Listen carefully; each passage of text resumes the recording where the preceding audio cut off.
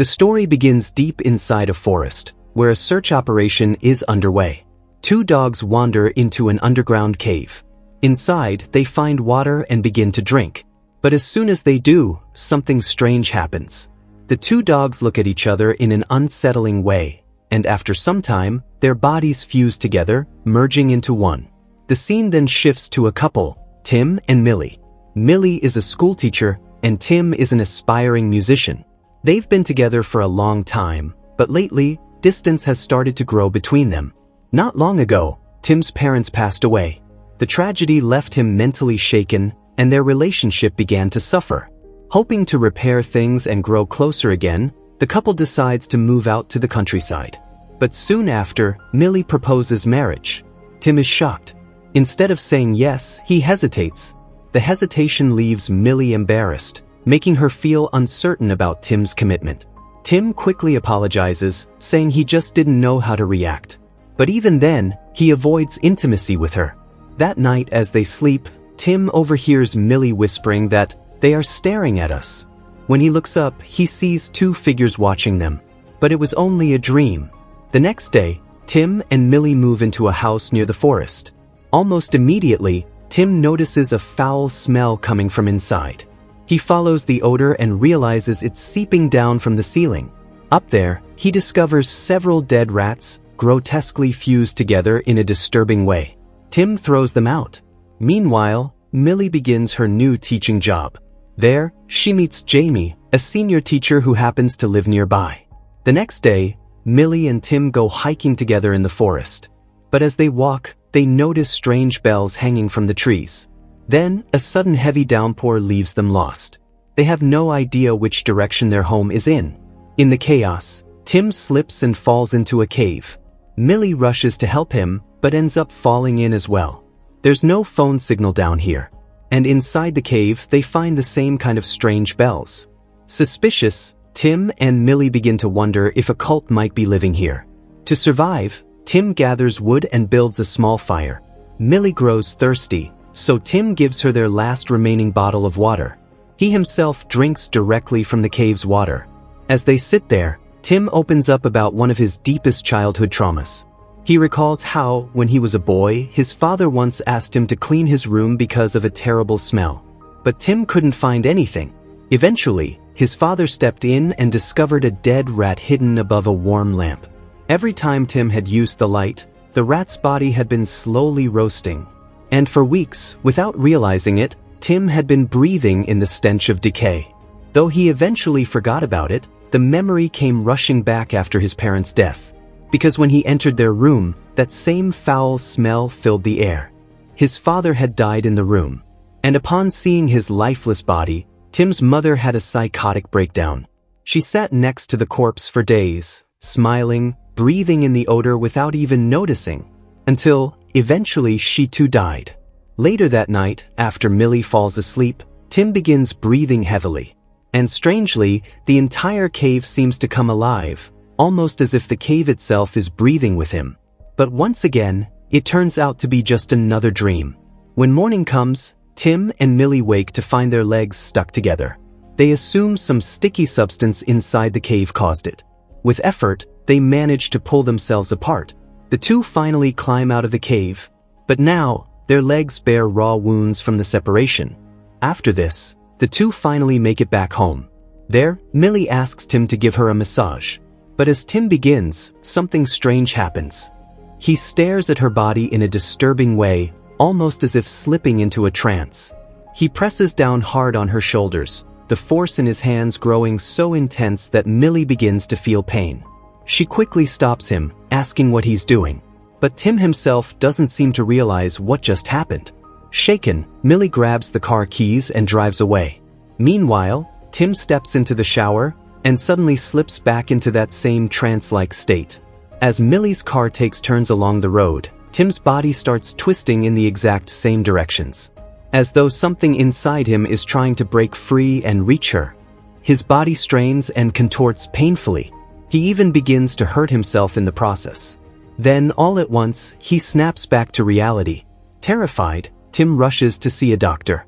The doctor assumes Tim is mentally unstable because of his parents' death. He prescribes him muscle relaxation pills. And while talking to him, the doctor mentions a couple who mysteriously went missing some time ago. Back home, Tim searches online about them and later shares it with Millie. He even jokes, "If I ever die, make sure you delete my social media posts." That evening, Jamie comes over to their house. The three sit down for drinks, and during the conversation, Tim asks Jamie about the cave. Jamie admits it once belonged to a cult but insists that the cult no longer exists. The conversation slowly turns sour, with Tim and Millie criticizing each other. And after Jamie leaves, Tim teases Millie, saying Jamie probably likes her. Then suddenly Tim kisses her. But their lips stick together, fused unnaturally. Millie pulls back, angry. She yells that first he keeps his distance from her, and now suddenly he comes too close for just a few seconds. Tim himself doesn't seem to understand what happened. That night, while Millie is asleep, she feels as if someone is tugging at her hair. Startled, she turns on the lie, and finds Tim's mouth full of her hair, swallowing it. Horrified, Millie forcefully yanks her hair out of his mouth, breaking off several strands in the process. The next morning, Tim discovers strands of Millie's hair inside his mouth. But he brushes it off and prepares to leave for a concert in the city. Millie tries to talk about what happened last night, but Tim insists he was unconscious. Millie drops Tim off at the train station. But the farther she drives away from him, the stranger Tim begins to feel again. He swallows one of the muscle relaxation pills. But it has no effect. Compelled, Tim rushes straight to Millie's school. She spots him arriving and quickly pulls him into the washroom, demanding, "What are you doing here?" But before she can get an answer, Tim kisses her again. This time, they become intimate right there in the bathroom. For the first time in a long while, Millie feels happy. But soon, they realize they're stuck fused together once again, unable to pull apart. At that exact moment, a student walks in. Embarrassed, Millie shoves Tim away with all her strength. Moments later, Jamie arrives. Millie, trying to cover for herself, walks out alone. Jamie reminds her that this is the student's bathroom, she should have been using the staff facilities. He even suggests she should clean herself up. Millie grows furious. She yells at Tim that because of him, she could have been fired today. Or even arrested. She accuses him of staying distant for so long, only to suddenly show up at her school and put everything at risk. The two get into a heated argument about their failing relationship. Tim insists something is happening to him, something he can't control. But Millie refuses to listen. Instead, she storms out and heads straight to Jamie's house. Millie apologizes to Jamie, but he tells her not to worry and invites her inside. He offers her a glass of water, and as they sit, Millie begins opening up about the problems between her and Tim. Jamie responds by sharing an old Greek myth. He explains that when the gods first created humans, they were whole 2 faces, 4 arms and 4 legs. But Zeus feared they were too powerful. So he split them into 2 halves. Ever since, each person spends their life searching for the missing part of themselves, their soulmate. Jamie believes that in the same way, Millie and Tim are soulmates. We also learn that Jamie once had a husband, and their relationship went through struggles similar to Tim and Millie's. But unlike them, Jamie and his partner managed to work things out. Just then, Millie notices Tim standing outside, watching her through the window. Tim apologizes, and the two hold hands as they walk away together. Later that night, as Tim sits in deep thought, he realizes something chilling. The missing couple the doctor had mentioned were last seen near that very forest, close to the same cave. Suddenly, Millie's body slams against Tim's room door, as if she's being pulled toward him. It's as though her body itself is desperate to break through and reach him. Tim rushes to open the door and grabs her. But Millie is trapped in a trance-like state. He slaps her, jolting her back to consciousness. Tim tries to explain. He tells her that ever since they entered that cave, strange things have been happening to him. And now, it's starting to happen to her too. He shows her how their bodies keep sticking together. But Millie refuses to believe him. Tim urges her to bring her hand closer to his to see for herself.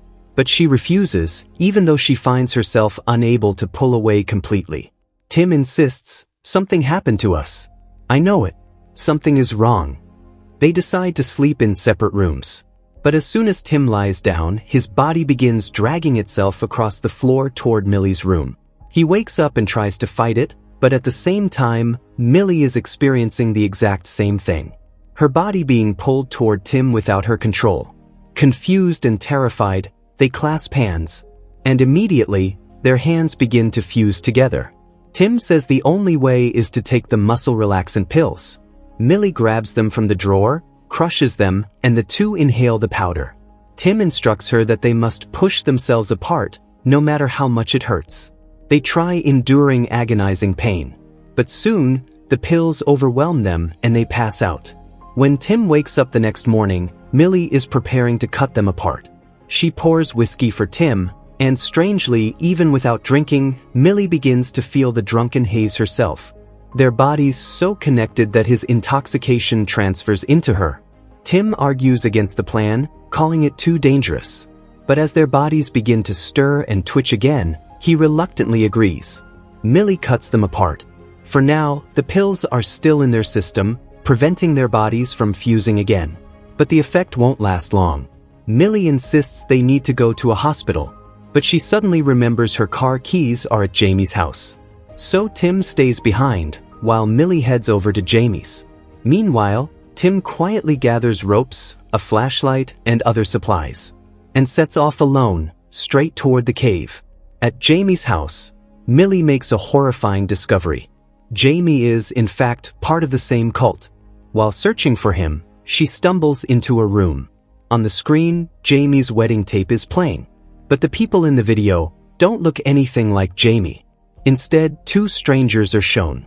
They enter the cave and begin a ritual, and their bodies slowly start fusing together. Just then, Jamie appears behind Millie. He reveals the horrifying truth.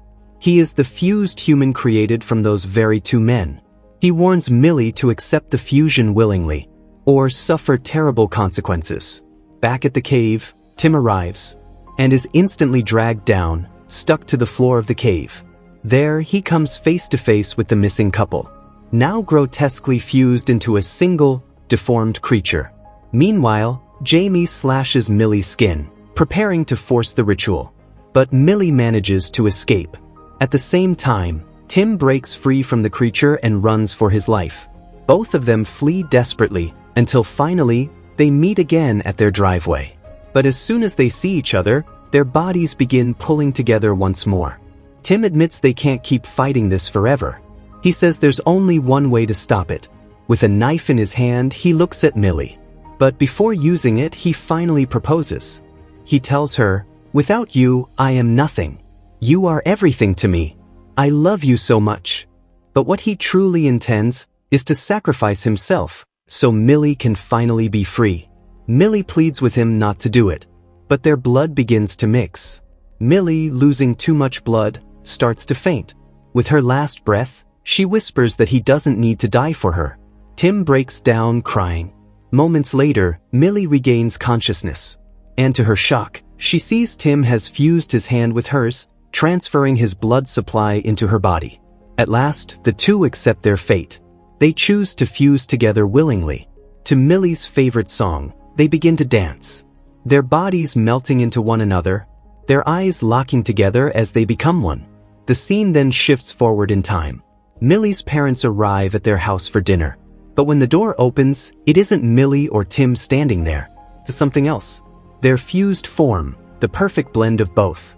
And with that, friends, this haunting story comes to an end. Tell us in the comments what you thought of this explanation. And don't forget to like the video and subscribe to the channel.